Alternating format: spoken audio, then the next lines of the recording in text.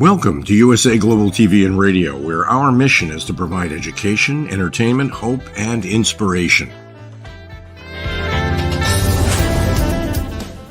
USA Global TV and Radio connects you with experts and audiences all around the world every single day to help you succeed in business and to live a richer life. Visit us at usaglobaltv.com to learn about career and life-changing training and mentoring programs like the Listening Mentor.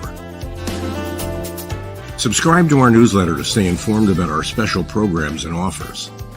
Discover how you can become a guest on one of our shows or a host or producer of a USA Global TV and Radio show of your very own. That's USA Global TV and Radio, where the doctor is always in.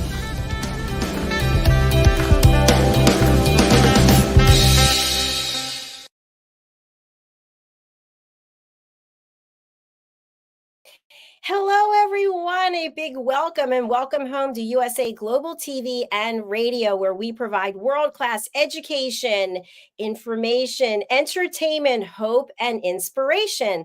I'm Dr. Jacalyn Kerbeck, and our show today is the United Kingdom news and culture updates on the royal family and more. It's episode 93 of this show, which I can't believe. And I understand that King Charles celebrated his 75th birthday yesterday. Let's get some confirmation on that. I understand that there have been some communications maybe that we'd like to hear about from his son. So let's start our show and then find out what's going on there in the United Kingdom. Joining us is the star of our show, DIANN BOEHM, who has a huge book release going on right now on Amazon. Ruby Takes Chicago. Go on Amazon and order your copy. DIANN, welcome to the show. Thank you, Dr. Jacalyn, and thanks for the plug. In our show that we just finished, we found out that it's already at number 3, correct? Absolutely. Number 3 on the bestseller list. And it was already a top new release on Amazon with the orange banner on the product detail page, which we know that is hard to get. So good job. Thank you so much. Well, DIANN, you and I both know, because you were really instrumental in this, that Simon MacDonald has also published a book, and we do have a picture of it. You have your copies already of it, which I absolutely love. And he's joining us today with a rhyme in time, and he's got some more news for us as well. Simon, welcome to the program. Hello. Lovely to see you again. I mean, this fine, miserable, damp, wet Scottish day today. And it's getting dark so early now. I mean, here we are, and it's getting into the bleak midwinter time, and it is pretty much dark already. So, on the other side of the world, you're just waking up, lucky folk. Well, if there's any consolation, it is pouring here. It's been raining for 2 days. It's supposed to rain again tomorrow. So we have sunshine in our hearts. And also bringing sunshine to our show today is the lovely, vivacious HELENA CHARD. Welcome. Woo! Hey, lovely to see you. Oh, it's a reunion. We are all home. Some of us are on the bus and some are not. Oh, what can I say? And I just want to say, I'm looking at gorgeous blue skies and autumn leaves. So. I'm so happy for you. I wish I was. I'm sure Simon wishes he was too. It's pretty rainy and bleak, but we're here. That's it. Weather like this, you've got to sit inside and read a good book. There you go. There's certainly enough options out there. I love it. I know we've got a lot of news to cover, and HELENA, I know you're going to fill us in on the royal family. Simon, you have some other areas of expertise that you're going to share with us today. So let's start off with Simon, and then we'll go over to HELENA, okay? Sounds good. Well, there we are. This last few weeks, of course, I've been covering items on John Brown Shipbuilding Yard in Glasgow. We've looked the following week at the Royal Yacht Britannia. Last week, we were looking at the Queen Mary. And this week, we're looking at quite an incredible ship that John Brown Shipyard built in Glasgow on the Clyde. And this HMS Hood, she was the biggest battle cruiser in the Royal Navy, and quite a remarkable story. It was a very sad ending, so get your handkerchiefs ready. But anyway, construction on HMS Hood began at the John Brown shipyard in Clydebank in Scotland as hull number 460. Every ship that was built there, they get a number rather than the name, and the name is only released at the naming ceremony. So on the 1st of September 1916, hull number 460 started to take shape, following the loss of 3 British battle cruisers at the Battle of Jutland. So 5,000 tons of extra armour and bracing were added to Hood's design. Most seriously, the deck protection was actually flawed, and it spread over 3 decks in thickness. It was designed to detonate any incoming shell on impact with the top deck, and with much of the energy being absorbed as the exploding shell had to penetrate the armour of the next 2 decks. So development of effective time delay shells at the end of the First World War actually made this scheme much less effective, as the intact shell would penetrate the layers of weak armour and explode deep inside the ship. In addition, she was grossly overweight, a bit like myself, compared to her original design, making a wet ship with a highly stressed structure. A wet ship is where you would just get an awful lot of water ingress and bow waves and so on coming over the ship. It's very uncomfortable. I've been there, done it. Around 1918, American commanders, including Vice Admiral William Sims, commander of U.S. naval forces in Europe, and Admiral Henry T. Mayo, commander of the Atlantic Fleet, became extremely impressed by Hood, which they described as a fast battleship. And they advocated that the US Navy develop a fast battleship of its own. However, the US continued with their established design direction of the slower but well-protected South Dakota-class battleship and the fast and lightly armoured Lexington-class battle cruiser, both of which were actually later cancelled in accordance with the terms of the Washington Naval Treaty of 1922. But influences from Hood showed on subsequent Lexington designs, with a reduction in the main armour belt, the change to sloped armour, and the addition of above-water torpedo tubes to the 4 underwater tubes of the original design. Royal Navy documents of the period often describe any battleship with a maximum speed of over 24 knots as a battle cruiser, regardless of the amount of protective armour. So the scale of Hood's protection, though adequate for the Jutland era, was at best marginal against the new generation of 16-inch gunned capital ships that emerged soon after her completion in 1920. And the Royal Navy were fully aware that there were protection flaws even in a revised design. So Hood was intended for the duties of a battlecruiser, and she served in the battlecruiser squadrons through most of her career. And late in her career, HMS Hood was outclassed by the armour and protection of Second World War era fast battleships, and few of the Royal Navy's available big gun vessels could match Bismarck's speed. HMS Hood, well, she was launched on the 22nd of August in 1918 by the widow of Rear Admiral Sir Horace Hood, who was the great-great-grandson of Admiral Samuel Hood, after whom the ship was named. And Sir Horace Hood had been killed while commanding the 3rd Battlecruiser Squadron and flying his flag on Invincible, one of the 3 battle cruisers which blew up at the Battle of Jutland.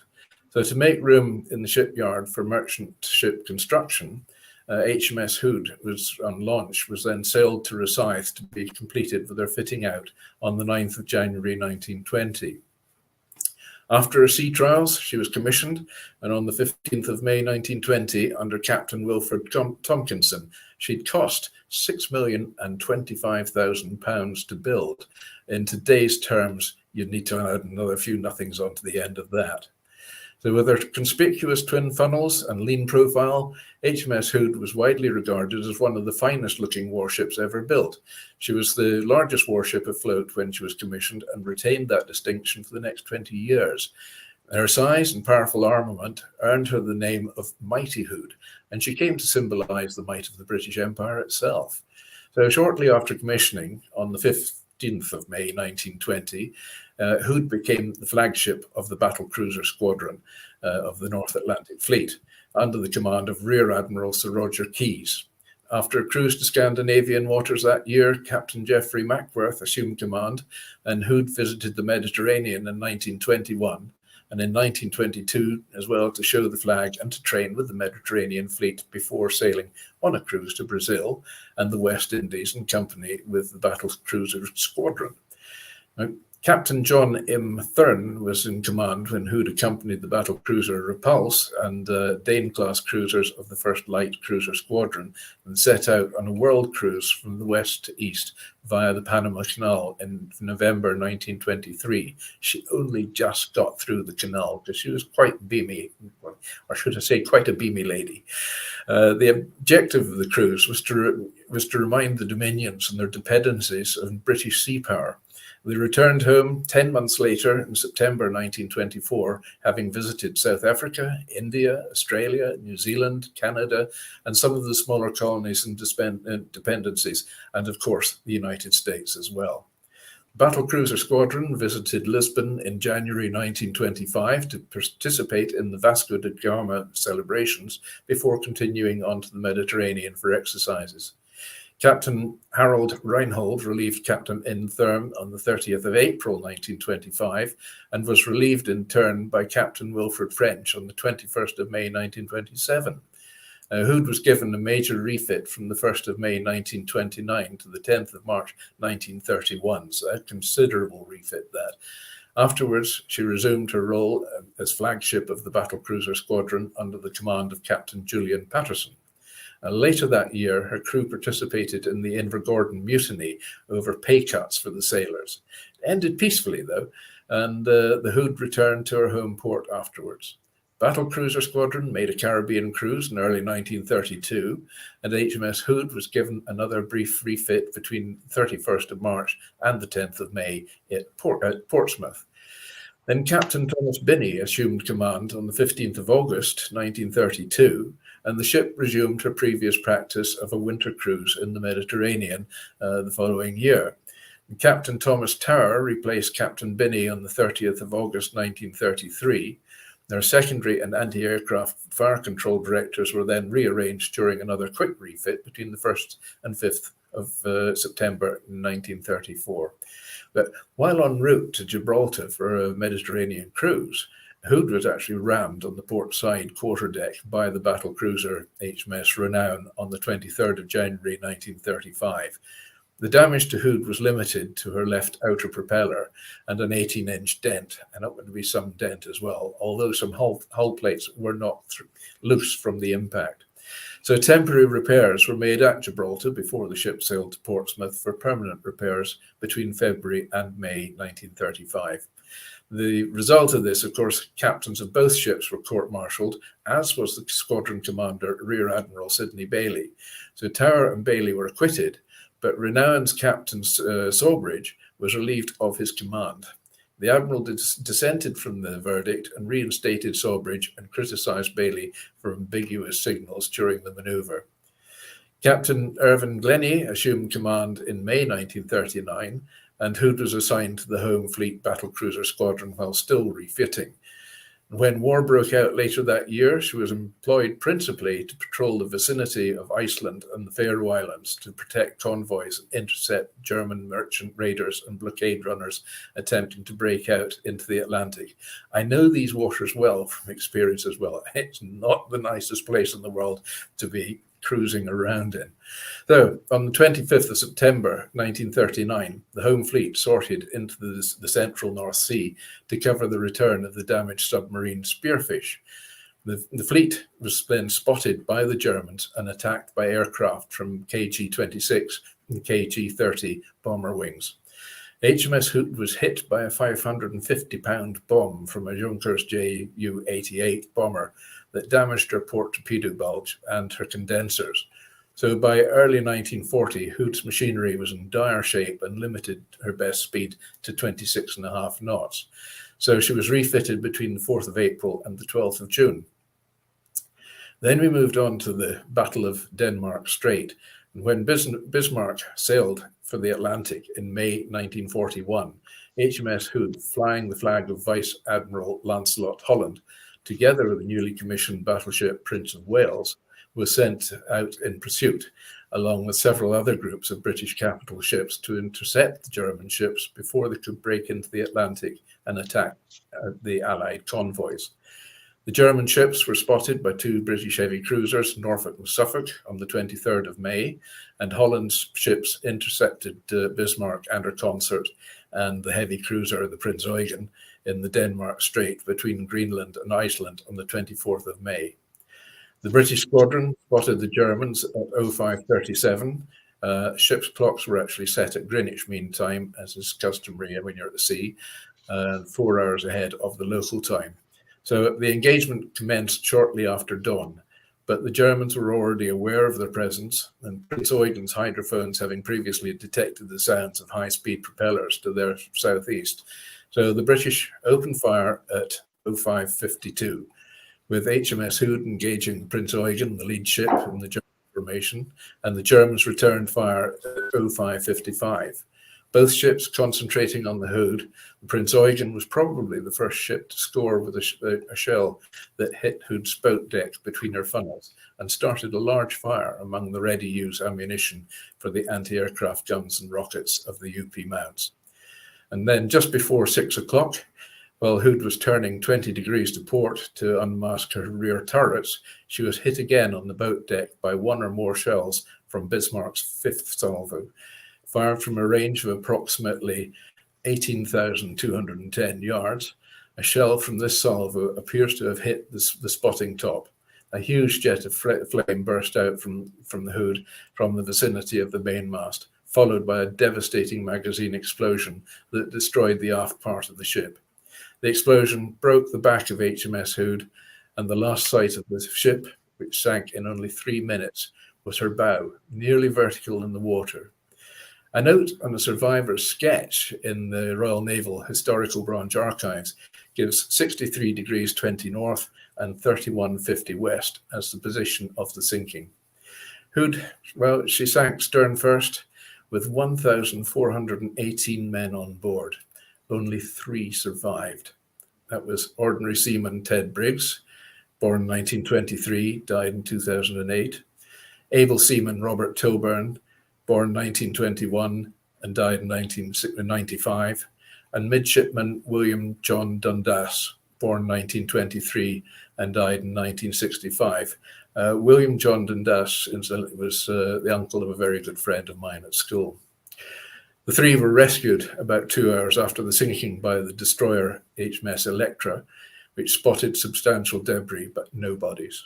Probable cause of the loss of HMS Hood was a direct penetration of the protection by one or more 15-inch shells at the range of 16,500 yards, resulting in the explosion of one or more of the aft magazines.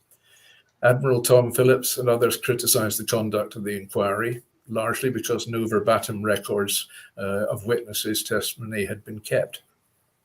Moreover, Sir Stanley V. Goodall, Director of Naval Construction, came forward with an alternative theory that the Hood had in fact been destroyed by explosion of her own torpedoes.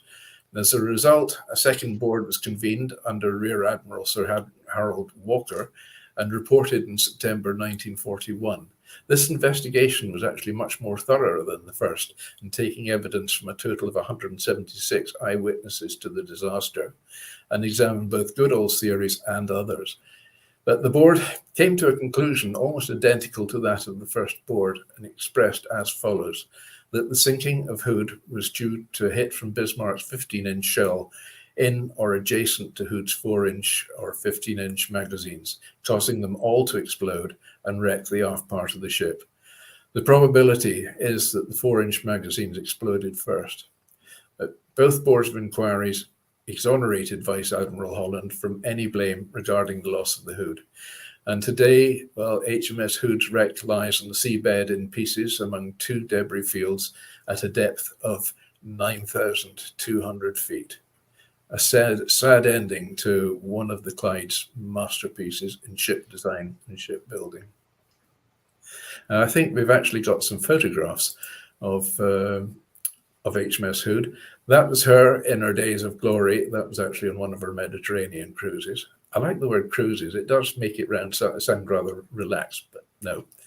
And we have another. And this is the sailors cleaning, polishing the barrels of the guns, and these being 15-inch wide, that's quite a bit of firepower. And the inside of the barrel is rifled, so it's twisted, to propel the ship, the shells more accurately. So huge amount of effort was required to push that swab or brush through the barrels, and they're pretty long barrels as well. It's a pretty big task. You can see the grimace on two of their faces. It looks like, wow, this is tough work here. It's hard going. Yes, it is. And if they're doing that in the North Atlantic and they're not dressed in heavy gear, it shows it was pretty hot work as well. Amazing. And there we have HMS Hood in action. I mean, the firepower of the Hood was really quite extraordinary. And every salvo that would go off in a broadside like that would have an incredible impact right through the ship with the recoil of these guns. The guns had actual, sort of hydraulic recoil compressions in them, but even so, it did give quite a kick and would knock people off their feet if they weren't ready. This is the German ship Bismarck firing salvo over. This was actually thought to be the salvo that actually finished HMS Hood. Wow, incredible. So there we have it. So she was an incredible ship, such a famous ship, but so many lives lost so quickly within 3 minutes. It was really catastrophic. Just takes your breath away thinking about it. I think being on the water in and of itself is terrifying. And I know, Simon, you love the water, so... It was my job for a long time, yeah. And in those waters, in those very same waters, and it's a very cruel bit of sea up there as well. I mean, it's icy cold. I had to get my crew out there on deck on a regular basis with sledgehammers and axes, just chipping the ice off the superstructure of the ship, because if you don't, then you get top heavy and over she goes. So it was a constant job, that. And then the guys, when they came back inboard again, of course, bearing in mind the temperatures out there could be minus 40 or minus 50 degrees centigrade. So they go into the freezer room to warm up before they came back onto deck, getting changed again. So yeah, it was quite tough up there, but there was something quite spectacular about it as well in many ways. It was a great experience many years ago for me. Yeah, I bet there's an incredible sense of camaraderie and just memories that. Yeah, you're sort of a bit on your own out there. It's and I mean, looking at the equipment now on vessels sailing that area, I mean, these guys are getting a pretty cushy life nowadays. I mean, things weren't quite as. I mean, we thought we were getting quite a sort of reasonably luxurious lifestyle out there with it, because the heating systems worked extremely well. The food on board was excellent. I had a very, very comfortable cabin and all odd cons. But looking at the navigation equipment now, I mean, my last yacht had far greater navigational equipment than my ship did, and my ship was 276 feet and it was equipped for all sorts of different things. So that was it. I learned the navigation. It was the old school way, shall we say, with the parallel rulers and the set of dividers and a paper chart, and that's how we did it, and a sextant as well, obviously. How did they come up with deciding the name for a ship? That was up to the Admiralty for deciding on the names. A lot of the warships now are called, there's the county class ships, which was HMS Warwick and HMS Argyle and so on as well. So they're choosing a different county name. Some of them are named after important people. Then on the merchant ships, well, the Queen Mary was originally to have been called the Queen Victoria, because the ships of Cunard always ended in IA, and it was to be called Queen Victoria. And there was a discussion between the shipbuilding company and King George, who they said, we'd like to name this ship after the greatest queen of England. And King George says, my wife will be delighted. So apparently they had to change the name then to Queen Mary. So there was no getting away from it.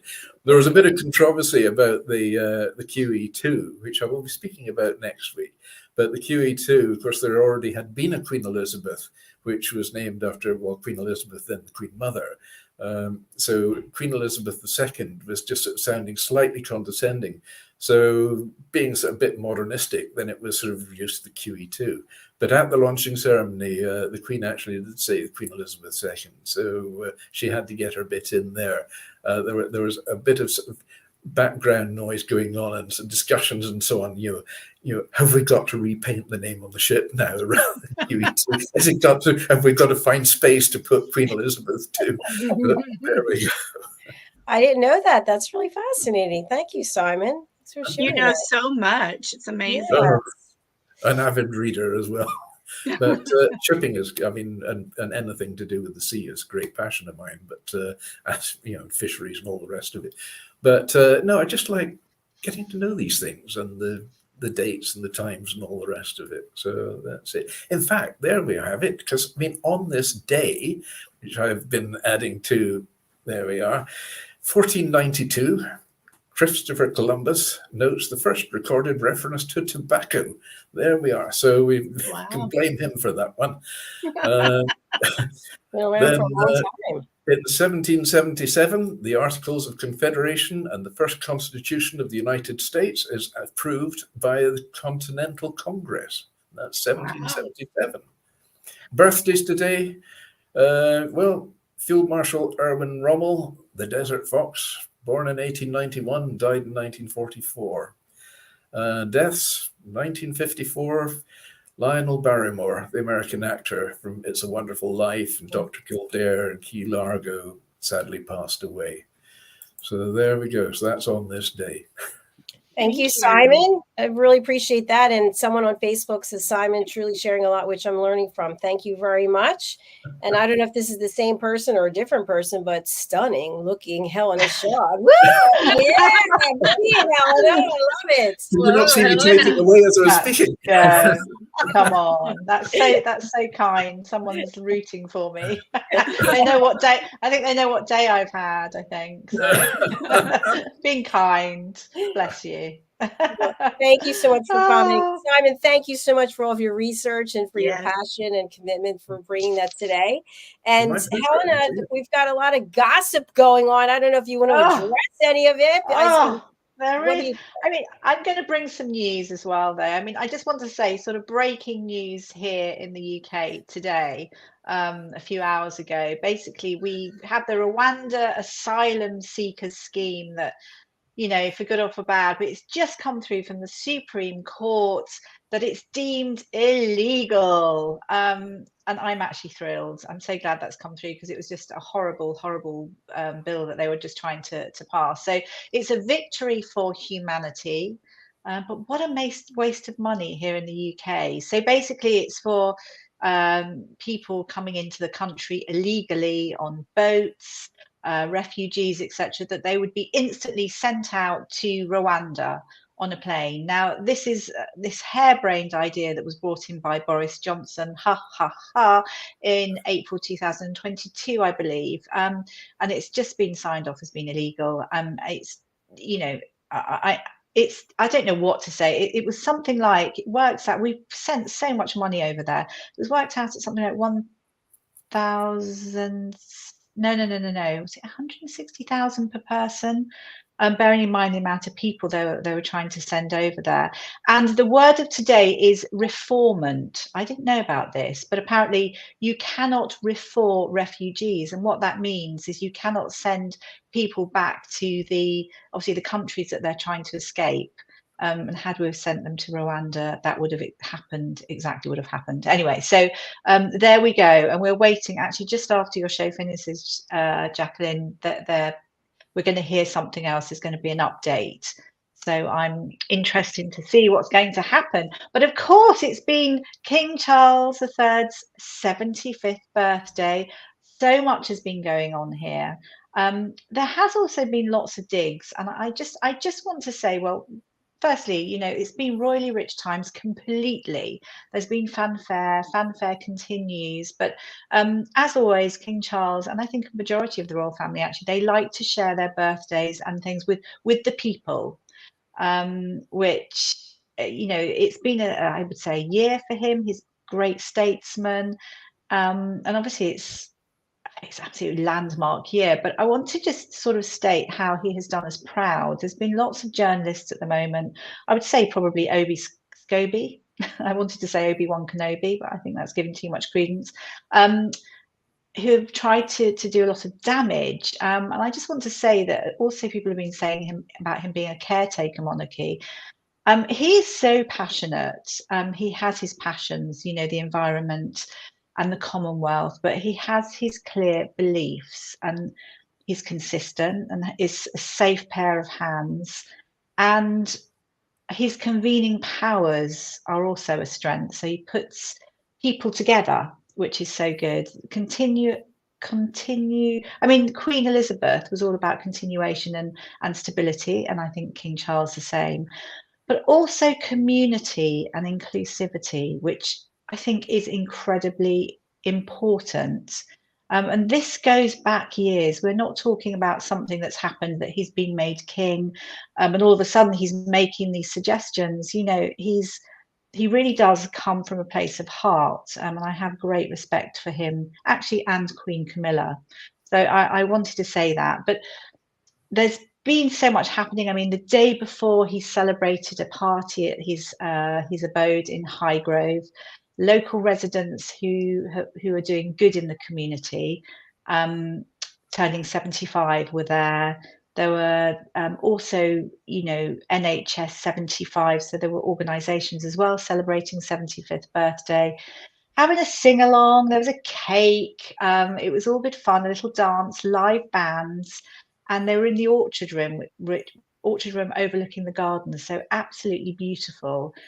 So market, I think Windrush 75 as well. We've spoken about various portraits of people from Windrush 75. So fun was had by all, but what I would say, Edna Henry, that's what I wanted to say. Do you remember we saw the photograph of Edna Henry a few weeks ago?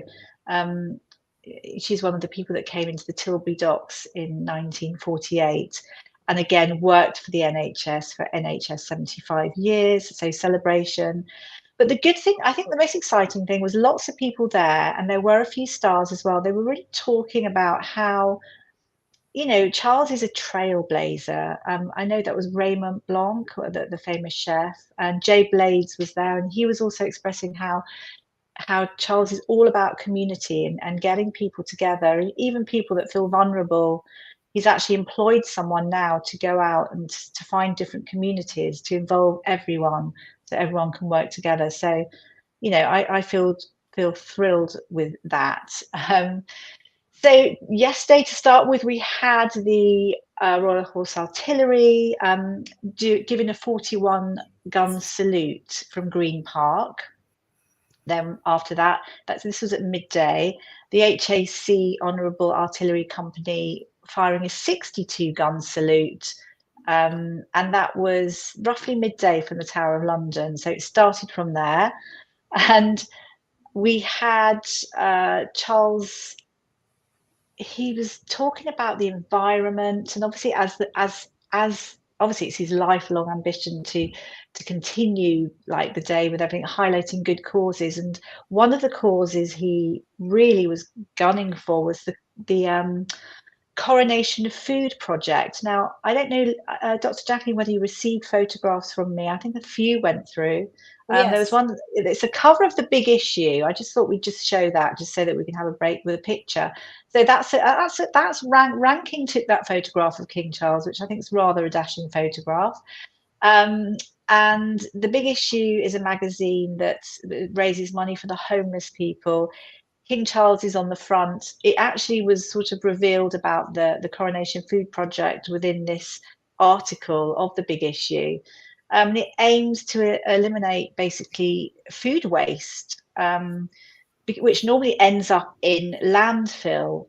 So it's a really good situation. It's bridging the gap between food waste and food needs, and obviously that's very good for the cost of living crisis at the moment. So this is a new legacy project which is spanning 5 years, and it's in conjunction as well, I think, with the Felix project, because I know that they visited a food distribution centre just outside London. And that was, I believe, run by the Felix Project. And the volunteers there were talking about, how they get the food out to people and how they distribute it, basically. So it's a really fabulous cause and a great thing close to King Charles' heart. And we had at Buckingham Palace, was a great event. I mean, they always do so much in the afternoon, and that was for NHS 75 and also midwives, and there were 400 people there having a lovely time. And I know the NHS choir sung a great song for King Charles. And then we went on to the private party in the evening, which at Clarence House, which I have no idea how that went, but I guess it was good. I think it was a lovely time. It was for close friends, a few close family. And of course, we had the media here is about, oh gosh, was Prince Harry invited and Meghan? And did they ring King Charles? Did they wish him as close, 75th, wish him well? Goodness me, it's one of those things. It's a private thing. My feeling is it's his 75th birthday. It wasn't a massive, huge birthday celebration. King Charles always makes it about his charity, the Prince's Trust, which incidentally is now the King's Trust. So it's just changed. It's had new branding, which is exciting.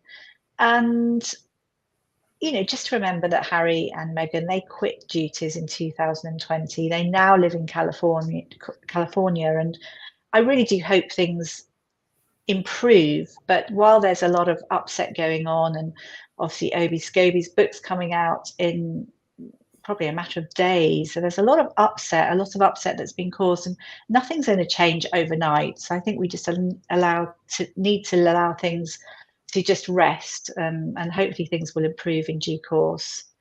So that's really what's been going on in the world of the royals, and lots of things continue. But I think one thing, we've got some lovely photographs as well of new statues that have been erected by a wonderful artist called Poppy Field. Now, she's a UK-based artist, a sculptor, and she is so talented. I mean, all of her work is incredibly, it's phenomenal. But these sculptures, I think, are beautiful. They were erected ahead of the Festival of Remembrance, and there was a wonderful event taking place, hosted by Claire Balding, and they were unveiled. And I think we do have some photographs of them being sort of put up. A few are missing. It's a shame that the pictures that I wanted you to see, I couldn't get to you, but this is them being put up, and there's Poppy. They're pretty huge, and they're all lit up as well. At night, you can actually see them all lit up. And the beautiful thing about both of these sculptures is it's been positioned. Yeah, that's Queen Elizabeth. It's lovely. They're beautiful. Actually, normally these kind of sculptures I find quite ugly, but I find these quite beautiful. And you can see where it's been set up. And in that cove at night, there's light. They're backlit, so it looks really beautiful. And Prince Philip, he's sort of positioned looking around the corner, looking at the late Queen Elizabeth II, and it's beautiful. But it was so beautiful to see King Charles as well. He was so emotional with the unveiling. You could see he was absolutely so thankful and happy, but very emotional. And they're beautiful. I wish I could have shown you them properly lit, because it's beautiful. And obviously where they are positioned just outside the Royal Albert Hall is absolutely stunning. So that's my royally rich news for the moment. I also had a wonderful photograph, because you remember we spoke about Fiona the sheep that was rescued last week. Yes. It spent 2 years on the craggy coastline in Scotland. When I say craggy, it's beautiful, but obviously poor thing on her own. It was a beautiful shot of her where she'd been shorn. Is that the right word? And so much of her, but she looked beautiful. Next week, there's always time, isn't there? There's always time. Absolutely. But there's been. So what I would like to know is what's the word in the States where it comes to royal? What do you hear? Because we're across the pond, so it's quite interesting what the update is. Well, the update that I saw is on People magazine. Prince Harry and Prince William's relationship is beyond repair. There's no going back. Exclusive. So I don't know. They're showing Okay. it that it's on the cover, but I don't know if it is or not. I'm just looking on the internet. Yeah. Going back to what you were saying about the Rwanda situation and that being made unlawful, I was watching Prime Minister's Question Time today at lunch. I do get time now and again to watch some telly, other than this show, of course. And so Rishi Sunak, Prime Minister, did announce in Prime Minister's Questions about this, and then very quickly said, "I'm going to change the laws so that this will be overturned." And I thought, yeah. Are we in a democracy or a dictatorship now? I really begin to wonder. Don't get me started. About something like 4:30, I think it is. They've all been in discussions, and we should hear what the next revelation is. Yes. Complete madness, isn't it? The world we live in. But yeah, I mean, we going back to the Harry and Meghan thing. We had this whole scenario with all the newspapers are grabbing these like headlines and making these headlines, and I just find it so amusing. The only thing is just that there was this. It was sent out, wasn't it, that King Charles, hadn't had his invite responded to, and then quickly after that, Harry and Meghan's people put out that they hadn't actually been invited. Now, they wouldn't normally come out and offer that kind of information, which I found quite interesting. But, the madness is, if you use your general mind sense, Obi Scobie's bringing out a book in about a week. And it's quite obviously we've received information that it's quite detrimental towards the royal family. Now we know that he is the mouthpiece of Harry and Meghan. It was actually proved after them saying, I think it's Finding Freedom, wasn't it, that Meghan had said, no, we don't know him, we know nothing of him.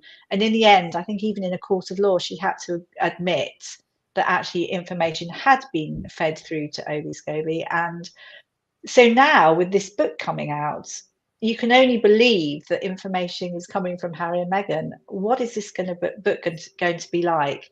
I mean, you wouldn't really want, I personally wouldn't want somebody that would tar a 75th birthday, because that's a huge, isn't it? And also remembering as well that in a couple of days, no, it's not, it's tomorrow, in fact, isn't it? Netflix, the 6th season of The Crown is out. So tomorrow we will be able to see, watch the revelations and to do with Princess Diana, the late Princess Diana, coming back as a ghost and various things. And Prince Harry actually is tied up with Netflix, which also is another quite a negative feeling for me personally. So there we are. That's my thoughts. I think sometimes, in journalism, you're not really supposed to be giving your thought process or sharing how you feel, but just think, why not? We like it. We appreciate it. Yes. Absolutely. Thank you. A good bit of controversy never did any harm. Exactly. Sometimes a bit of authenticity. Come on, let's just say it as it is. But the fun and games continue. But the good thing is, I feel very proud of our royal family. I think they're doing so well working together. Slimmed down monarchy, but they're doing incredibly well. And it's hearing things from the children and from the Commonwealth, various people who are singing everyone's praises, and that's really heartening. It can only get better if people will stop shooting them down. Yes. Fact is fact, I say. Fact is fact. That's fine, but it's trying to shoot people down before. It's just not fair, is it? In any walk of life, it's not good. No, it's not. No, we don't need any more negativity. Will anyone be watching The Crown season 6? I'm actually going to watch a bit of it. I'm probably not going to watch all. I will watch some because I just want to see how it's being portrayed. I don't know. The good thing, as I've said before, is the only thing that I would say is that people were thinking that The Crown was absolutely real, and they wouldn't put that disclaimer, would they? They were trying to make it out almost like it was a docu-series. But now, for sure, everyone will know. Princess Diana's come back as a ghost. If you were to watch it, Helena, you can come back and report and say, hey, you know, I can tell you this isn't exactly how I remember it, or this isn't what That'll be good. That'll be good. Going to. Well, we are at the end of our show again. It just flies by. You know, it's funny how you can have some family get-togethers that seem to drag one for weeks. And here we are as a family, and our show just zings by. So let's go around with any last comments that we have, or anything you want to share with our audience. We'll start with Diane, who, again, right now, you can go over to Amazon, put in her name, and you can pick up a copy of her latest book. And there's a special. What is it, Diane? So right now the ebook is 99 cents. Can you believe that? 99 cents. Wow. So just for a couple of weeks. So get on over there. But my thought today will just always continue that with the world the way it is, in your particular world, find a way to bring love, joy, and peace to the people around you and spread happiness. Absolutely. I love that. And Diane, we have it on the screen here. Ruby Takes Chicago. Go over and pick up your copy, 99 cents. What are you waiting for? And while you're there, pick up Boomer the Curious Bunny. And also, what else can we pick up while we're over there? Let's go to Simon McDonald. This is an advertorial for Amazon. Yes. Oh, there we go. Rhyme and Time. Yes, available on Amazon in paperback or on the Kindle version as well. So yes, absolutely delighted to have. You know, it was quite incredible, the excitement of opening that parcel with the first copies of the books coming in. I mean, I felt like a kid expected at Christmas time, waiting for Santa Claus to come down the chimney. Only it was the postman coming through the door, and I was like, get this parcel opened and see, wow, it's incredible euphoria they go through when you first see it, and particularly with it being the first book. So there we are, A Rhyme and Time on Amazon and other places as well. So, well, do come and see us on the corner books. There we go. Books, blogs, and poetry as well. And we do have another comment. Enjoying the show. It's so incredible. Yay. Thank you. We appreciate that. So nice. Thank you. Yeah. Oh, Helena CHARD, what about you? We know that you have a book in there somewhere, but until then, what do you want to share today? Oh, of course, I've got so many things going. I'm doing too much, actually. I've got boundaries. I would say I am going to talk about joy. Yes, finding joy, but also I was reminding myself how Finland is the happiest place. It's supposedly the happiest place, and I was looking into why it is the happiest place. And actually, you know, it's just finding those small joys. Absolutely, simplicity and enjoying the outside. That's where I am at the moment. All right, thank you very much. Beautiful.